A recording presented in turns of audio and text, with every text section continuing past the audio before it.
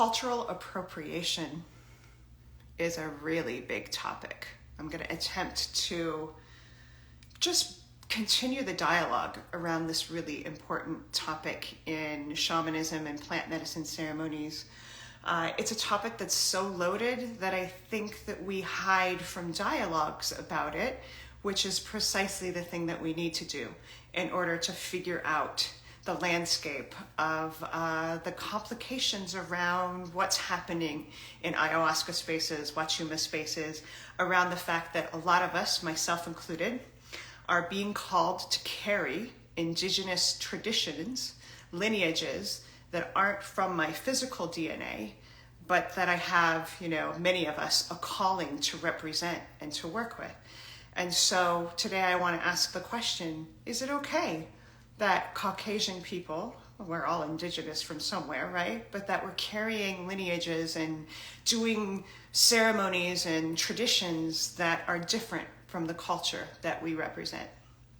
Obviously, my opinion is that yes, it is okay that all of us should be given the right to follow whatever our hearts say around our religions, our spiritual practices, and even bringing it into carrying an indigenous tradition if we're not from that particular culture. I do it, but I think there's a couple of core things that we need to acknowledge and own and agree to in order for there to be a sense of respect and reverence and equality. When I ask this question a lot, people will say, well, we're all indigenous somewhere, our spiritual DNA is the same, which is true. But it's also true that we live in a world where the systems that exist don't treat everyone fairly. And those of us with privilege, which is typically the color of our skin that grants that, we hold a responsibility to use that privilege to create the equality that in an idealistic way we wish existed.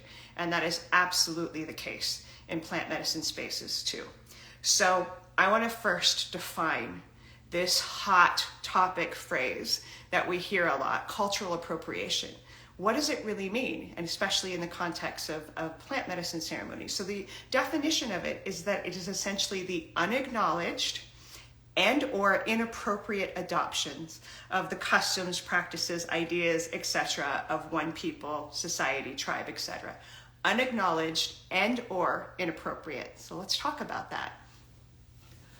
What isn't okay in my heart is those of us with privilege that decide we're going to adopt somebody else's culture and profit off of it without actually giving due credit and reciprocity.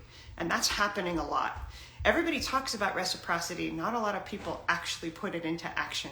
So it's really important that if we're carrying a tradition and especially making money off of it, that we decide to share that, to create a sense of equality. Because, I'll make it personal. I trained with the Shipibo, Kadibo, and Quechua Lamista peoples and traditions. I am a white woman who is honored and privileged to carry these traditions. I have their permission. I worked with indigenous people that said, absolutely. In many ways, one of my teachers said, better you than me, dealing with the crazy Western culture. So I have the permission, which is important.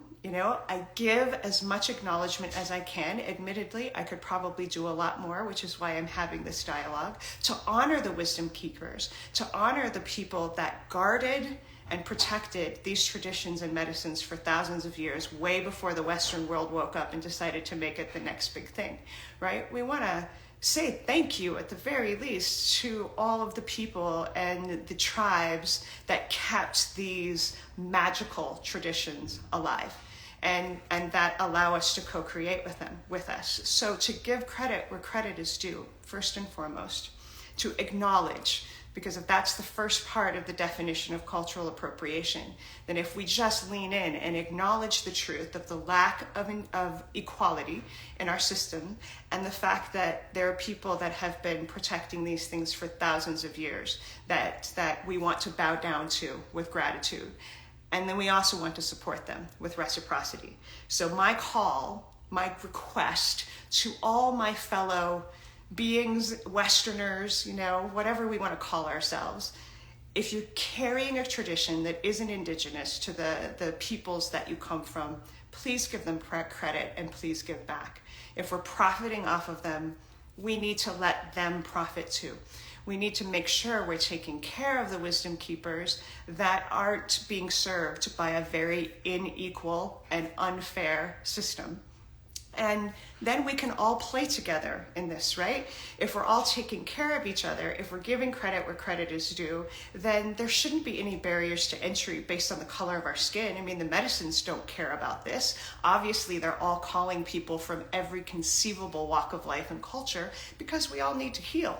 And so we shouldn't recoil into our white guilt and shame because our ancestors may have perpetuated the lack of equality. Instead, let's talk about it, let's lean in, and let's actually create the equality by giving back to the people that are not served by the current systems. And while we're at it, let's have the audacity to figure out how to create new ones where we can actually play win-win. What I see in ayahuasca spaces and Huachupa spaces is there's a lot of awareness around the idea of cultural appropriation and not a lot of dialogue and ownership around what it means. I get it as a person of white skin. There's a lot of guilt and shame around what my ancestors may have perpetuated. At the same time, if I hide behind that, A, it's certainly not what ayahuasca teaches, and B, it doesn't create any healing on a personal level and certainly not on a cultural level. So everyone is welcome from my perspective and from the teachers, the indigenous teachers that I was honored to study with. They're like, absolutely, everyone is welcome, but give credit where credit is due and take care of the people that are allowing us to co-create this magic and are living in a system that just isn't fair. It just isn't. We have to be honest about that. Privilege is real.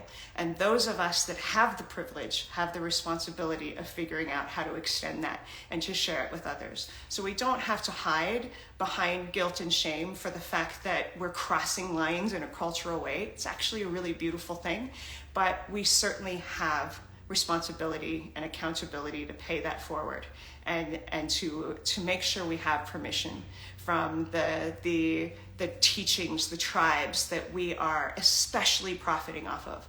I mean, I see this in social media. If we're going to quote a tradition, give them credit, all the way up to if you're making money off the fact that you get to practice these things, please, please, please give back.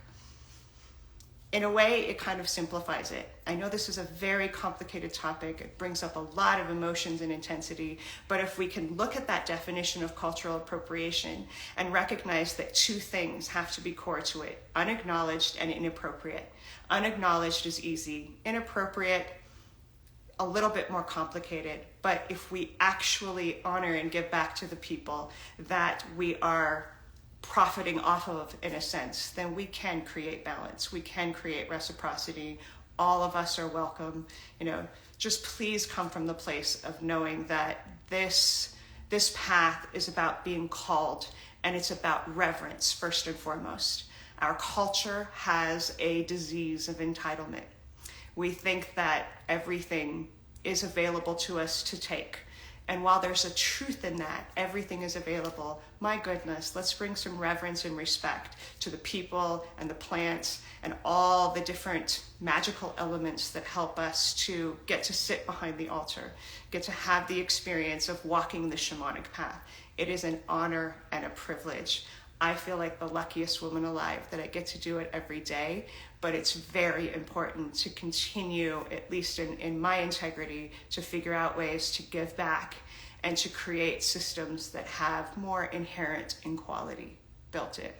So thank you for all of you showing up to listen and to think about this important topic and to continue the dialogue. If you disagree with me, fantastic. I want to hear it, because the more we share our perspectives and we get this shadowy energy out into the light so that we can look at it and feel it and be accountable, everybody benefits. And this is what the medicines teach us anyway. So, yay. Next week, I'll be talking about whether or not ayahuasca belongs in the Amazon. And is it ethical to continue to bring her out of her home and out into the world? So another really juicy, controversial topic. I'll see you there, I hope, and thank you so much for being here. Much love to all of you.